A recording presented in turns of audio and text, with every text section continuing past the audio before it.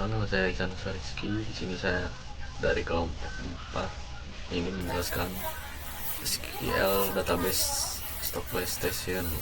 Dari tabel 1 membuat database. Pada bagian ini saya membuat database baru dengan nama kelompok stok PS. Create database digunakan untuk membuat database baru. Setelah database yang dibuat, saya menggunakan perintah use agar semua proses selanjutnya dilakukan dalam database tersebut. Kedua, menampilkan database. Perintah ini digunakan untuk melihat semua database yang di dalam server MariaDB. Hasilnya akan daftar database termasuk database baru saja. Ketiga, tabel ini memiliki 4 tabel, yaitu kategori, supplier, barang, stock of name. Tabel kategori. Tabel ini digunakan menyimpan jenis atau kategori barang. ID card, kode kategori dan dijadikan primary key sehingga setiap kategori memiliki kode yang berbeda. Nama cat, nama kategori seperti konsol, kaset, dan DualSense. Tabel kategori berfungsi menyimpan jenis barang. Primary key pada tabel ini adalah ID card sehingga setiap kategori memiliki identitas yang unik. Tabel supplier digunakan untuk menyimpan data pemasok barang.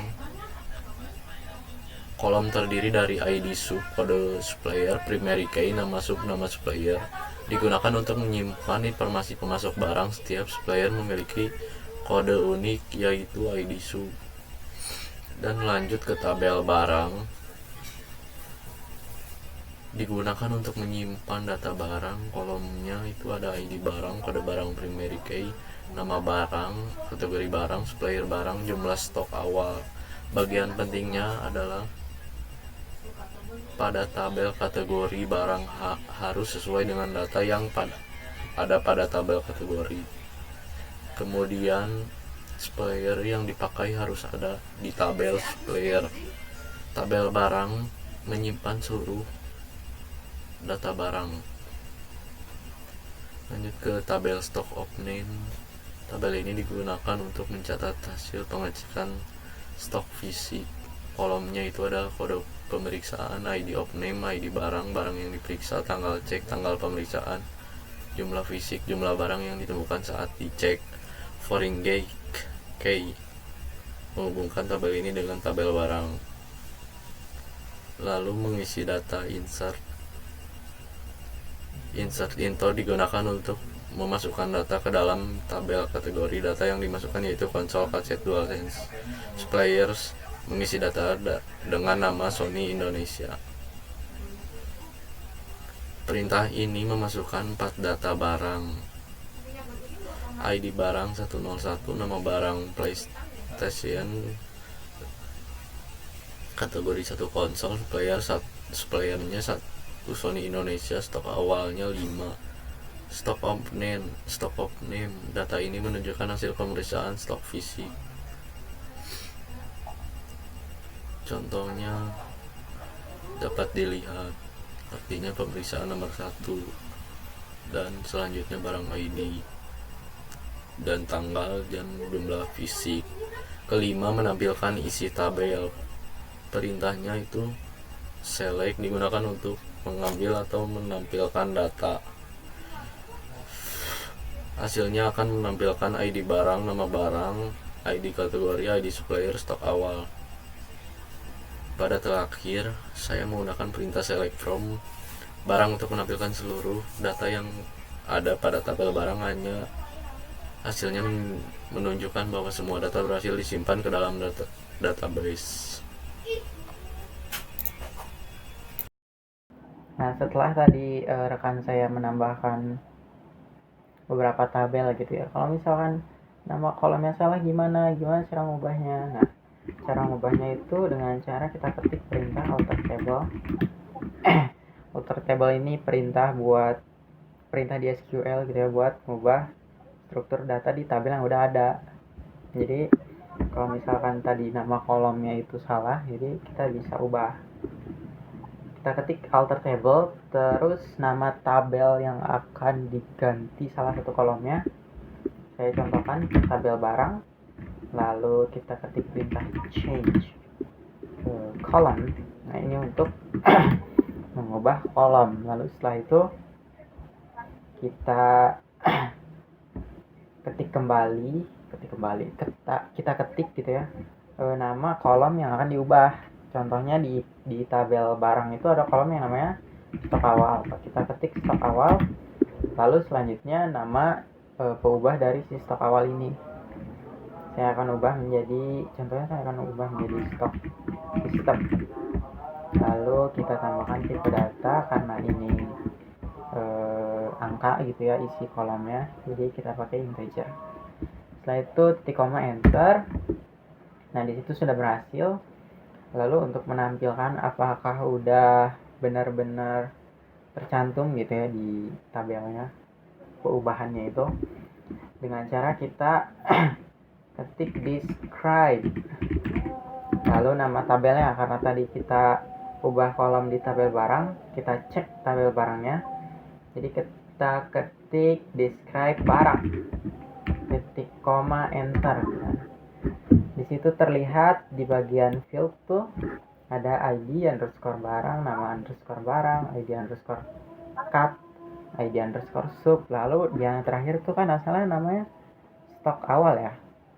Setelah itu karena kita tadi udah ubah menjadi stok system, maka di bagian field stok awal itu menjadi stok system gitu.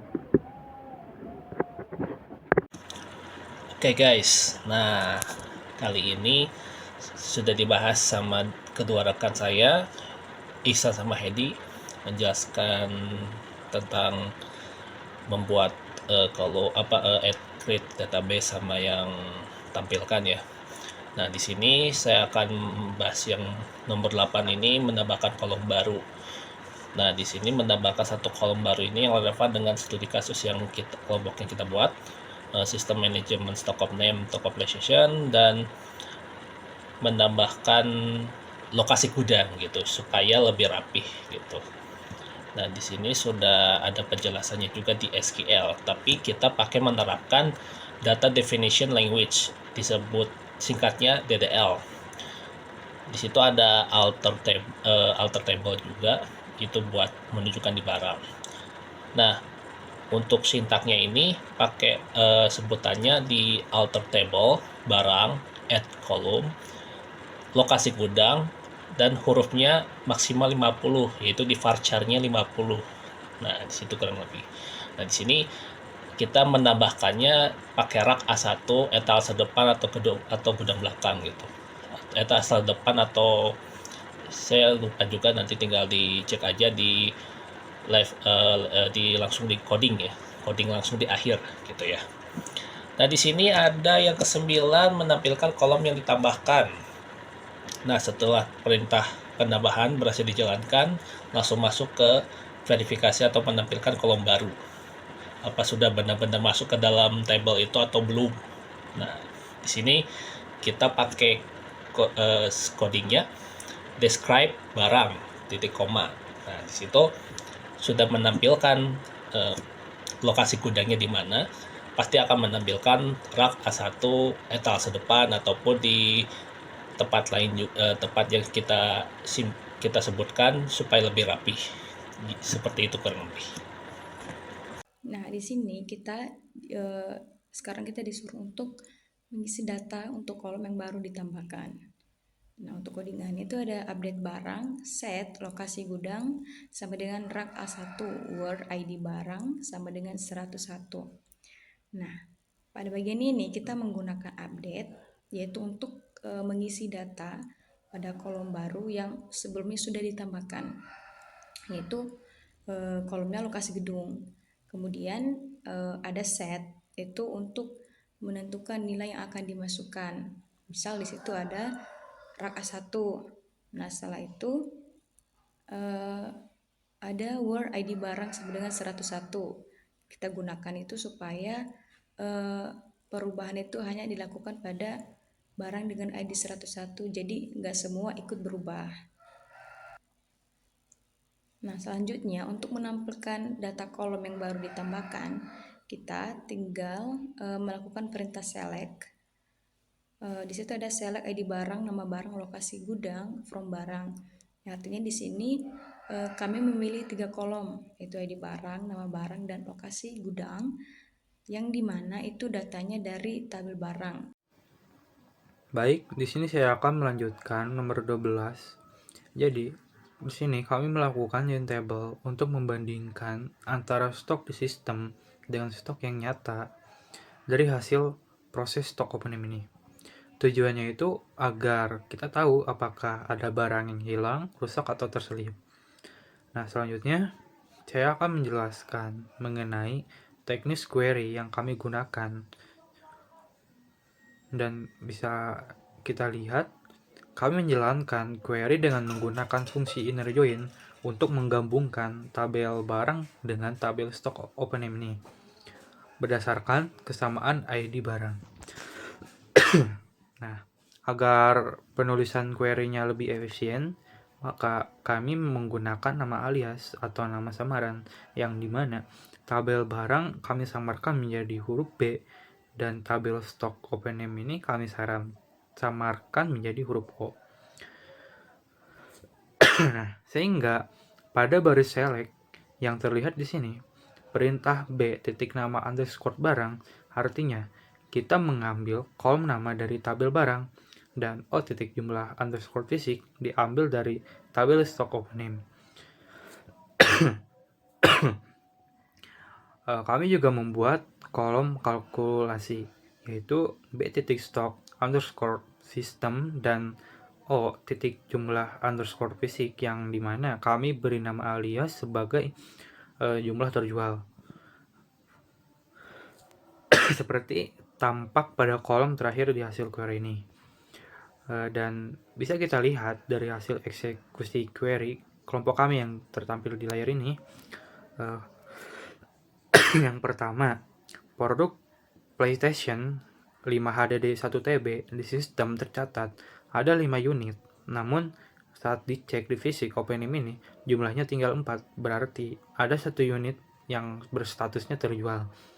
Dan kondisi yang sama seperti ini juga terjadi pada BD PS5 EA FC25 dan DualSense PlayStation 5.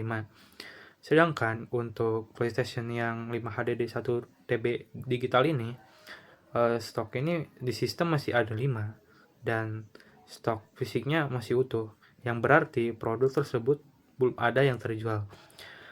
Jadi kesimpulannya, dengan query join ini, pihak manajemen toko PlayStation dapat memantau pergerakan secara nyata dan akurat antara data komputer dan kondisi real di gudang, sehingga cukup dengan melihat hasil seperti ini yang tertera pada layar ini. Sekian penjelasan dari saya, terima kasih. Nah, seperti itu kurang lebih. Di situ sudah dijelaskan ya dari Ihsan sama Hedi, saya sendiri juga, Suryani sama Rehan sudah menjelaskan studi kasus stock of name PlayStation. Nah, sekarang kita coba langsung ke video coding di MySQL, guys. Mau coba di rumah boleh juga tuh. Kita langsung saja ya guys. Selamat menyaksikan.